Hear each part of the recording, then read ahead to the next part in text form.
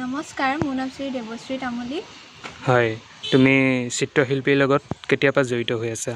মই এনেই সৰুৰ পৰাই ছবি আঁকো, কিন্তু মানে 2022 চনৰ পৰা মানে চিৰিয়াছ হৈছোঁ আৰু মানে চিত্ৰ জগতত কিবা মানে আৰ্ট ফিল্ডত কিবা কৰিবৰ কাৰণে।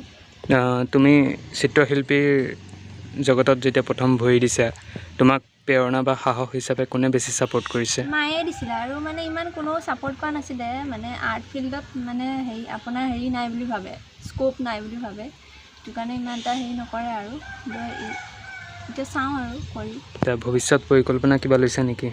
ভৱিষ্যতেতো এতিয়া আৰ্ট স্কুল এখন খোলাৰ আছে মন, আৰু আন্তঃৰাষ্ট্ৰীয় পৰ্যায়ত মানে যাবলৈ মন আছে, ইণ্টাৰনেশ্যনেল আৰ্টিষ্ট হ'ব মন আছে। আৰ্টৰ জৰিয়তে তুমি মানে বিশেষ ৱৰ্ল্ড ৰেকৰ্ড বা তেনেকুৱা ষ্টেট লেভেলত তেনেকুৱা কিবা সপোন আছে? তেনেকুৱা চাওঁ কি কৰিব পাৰোঁ আৰু তুমি কি আৰ্ট কৰা এনেই? মই চব কৰোঁ, আপোনাৰ ৱাটাৰ কালাৰ, এক্ৰেলিক, মানে মোৰ মেডিয়াম মানে পেইণ্টিংটোৱে বেছি কৰা হয়। আচ্ছা।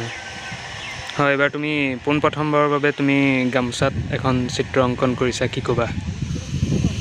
চিত্ৰ অংকন কৰি ভালেই লাগিলে। এইখন মানে চাৰ্ফেচটো আপোনাৰ কাপোৰ হয় ন, আচ্ছা। ইয়াত অকণমান প্ৰব্লেম হয় যেনিবা, যেনেকৈ ধৰ আপোনাৰ কাগজত বা কেনভাছত উঠাওঁতে ধৰ ইমান এটা প্ৰব্লেম নহয়। এইখনত মানে কাপোৰত মানে অকণমান প্ৰব্লেম হয়, কালাৰটো মানে বিয়পি যায়। আচ্ছা। তাৰপিছত আৰু কি ক'বা?